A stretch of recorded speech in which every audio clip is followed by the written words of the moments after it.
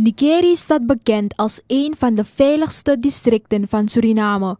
Dit zei politiecommissaris W Oedit, regio commandant West, in een interview afgelopen zaterdag met de Waakhond reportageploeg. Politiecommissaris Oedit is vanaf 10 augustus 2015 regio-commandant van het Westen. Op 18-jarige leeftijd heb ik mijn intrede gedaan in het korps. Ik heb de elementaire opleiding gevolgd. En daarna heb ik in verschillende districten gewerkt. En op uitzondering van Marowijnen en Kommerwijnen heb ik in alle districten gewerkt. En daarnaast heb ik in mijn latere leeftijd heb ik ook op bepaalde gespecialiseerde afdelingen gewerkt. Ik ben een poos hoofd geweest van de forensische opsporing. Ik heb bij de justitiële dienst gewerkt. Ik heb daarvoor, jaren 89, was er sprake van de landelijke recherche. Toen heb ik daar ook gewerkt. En in de afgelopen periode, een poos ben ik ook geweest als hoofd van de beveiliging van vicepresident. Dat is vanaf het jaar 2000 tot 2007. En ik heb ook bij de drugsbestrijding gezeten. Ik heb ook bij het JAP-team gezeten op Zanderij. En nu ben ik als regio-commandant van het Westen. Kort samenvatten dus. En de regio West houdt in dat ik de supervisie heb over de politie van Saramaka, Koroni en Nikeri. En een deel van een Sipaliwini, Kabalebu gebied, dan Apura, tot Komalasamutu, valt ook onder onze regio. En vanaf 10 augustus 2015, het is mijn 3e jaar dat ingegaan is, dat ik als regio-commandant werk. Nou, de dagelijkse werkzaamheden is veelomvattend. En u gaat een beleid uitzetten en u zorgt ervoor dat dat beleid ook uitgevoerd wordt. En daarnaast moet u ook controleren, evalueren. En alles wat de regio nodig heeft, of de politie van de regio West nodig heeft. U moet ervoor zorg dragen dat ze goed gefaciliteerd worden, dat ze de nodige materiaal hebben, de logistieke zaken hebben, dat het werk van de politie naar behoren wordt uitgevoerd. En dat is het van de politie van Saramaka, Koroni en Nikeri en ook van Sipaliwini. Dus ik moet ervoor zorg dragen dat de politiemannen goed geëquipt zijn en dat ze hun werk naar behoren moeten doen. Dus het is tweeledig. Aan de ene kant moet u dat beleid dat door de leiding in Paramaribo uitgezet wordt, die moet u dan hier continueren.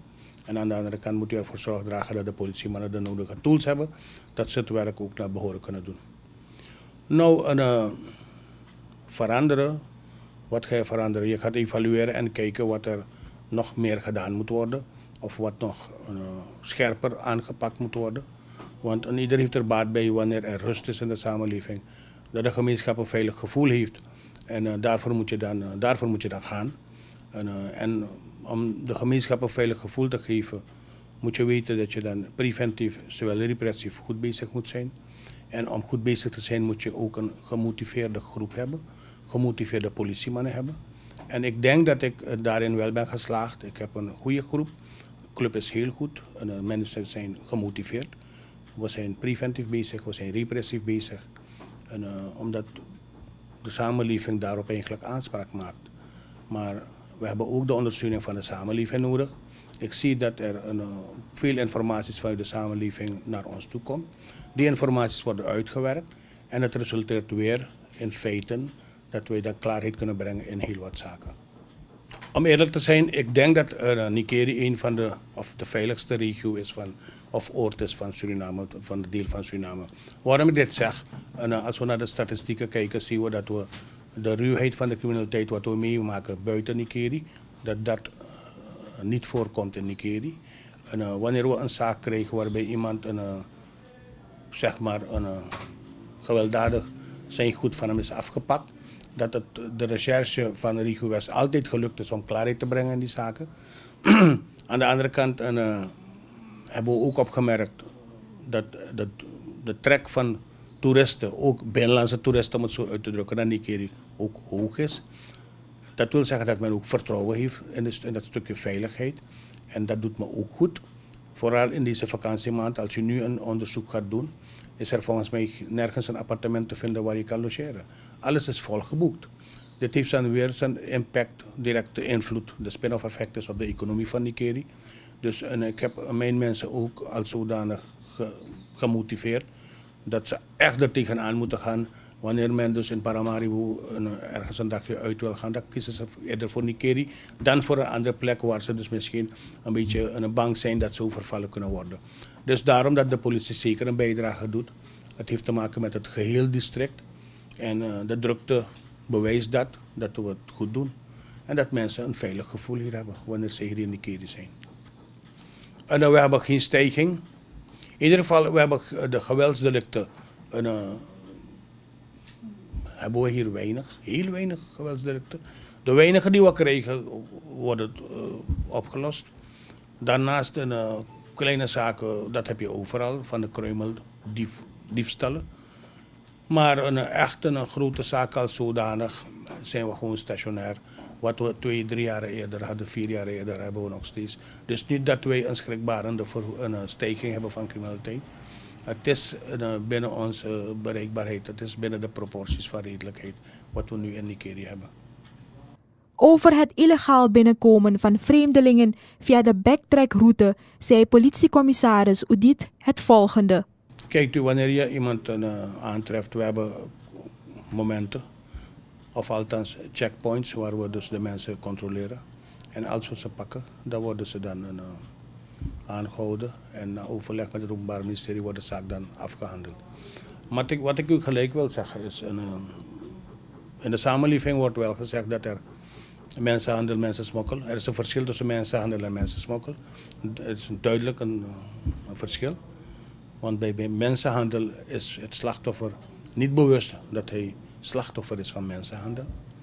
Bij mensensmokkel, daar is er sprake van wederzijds een begrip van smokkel, omdat degene die gesmokkeld wordt, weet dat hij gesmokkeld wordt.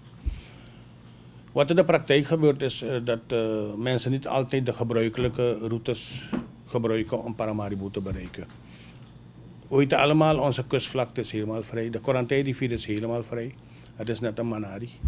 Je hebt verschillende plaatsen waar je Suriname kan binnenkomen zonder dat je opgemerkt wordt. Het is een immens werk om de controle uit te voeren.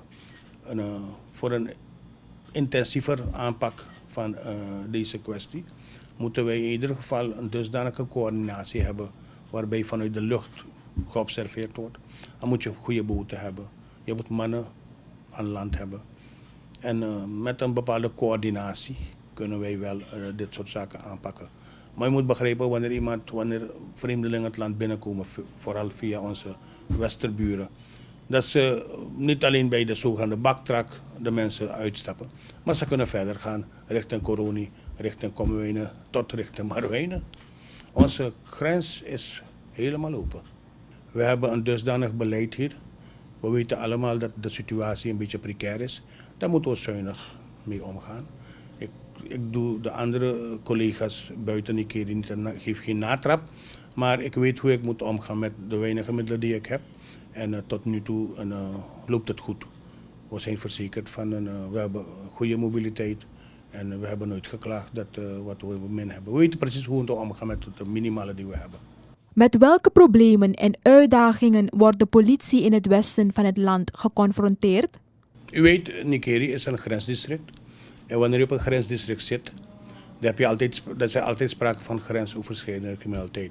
En dan denken wij in de richting van mensenhandel, mensensmokkel en ook drugshandel. En om eerlijk te zijn, ik heb al eerder aangegeven, we zijn niet echt optimaal bewapend om deze zaken aan te pakken. Vooral de mensenhandel en mensensmokkel. Ik heb een verschil laten doorschemeren van mensensmokkel en mensenhandel. In het geval van mensenhandel is degene die gebruikt wordt als het ware niet op de hoogte dat hij slachtoffer is van mensenhandel. En de grens van Suriname is zo open dat we niet goed geëquipt zijn om alles aan te pakken. Daar zit er wel een uitdaging in, maar we moeten nog meer doen om dit te kunnen onderdrukken en of dit te kunnen bestrijden. Want zitten op een grenspost brengt met zich mee de internationale criminaliteit.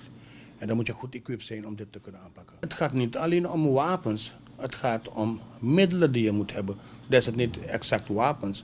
Maar ik heb daarnet uitgelegd dat wanneer je dus bijvoorbeeld onze wateren wil beschermen, wil bewaken, wil beveiligen, dat er toch een dusdanige coördinatie zijn van observatie vanuit de lucht. Daar heb je een boot, daar heb je mensen aan wal, dus capaciteit moet je ook hebben. Dus er moet net een tripartiet overleg zijn om de zaken goed te kunnen aanpakken. Want wanneer je bijvoorbeeld vanuit de lucht iets hebt waargenomen, en dat kan je dan met de coördinaten, iemand die op water is, doorgeven, dat die controle dan uitgevoerd wordt. En als het bingo is, als er sprake is van een misdrijf dat op dat ogenblik ontdekt wordt, dan moet de zaak dan met de mensen die aan land zijn afgehandeld worden. Daar ziet u dan die tripartiet, wat ik bedoel. Dus zolang we zulke faciliteiten niet hebben, de mogelijkheden niet hebben om dit zo aan te pakken, dan gaat het echt een kwestie zijn van dweilen met de open kraan.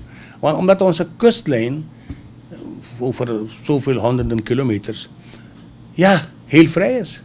En we moeten, als we in het gebied van Marouwijnen, Commuine bezig zijn, dan hebben we nog andere gebieden, Kopenhagengebied, Koroni, Nikeri, dat eigenlijk onbewaakt blijft. Dus daarom dat ik zeg dat het echt een immens werk is om onze grenzen te bewaken.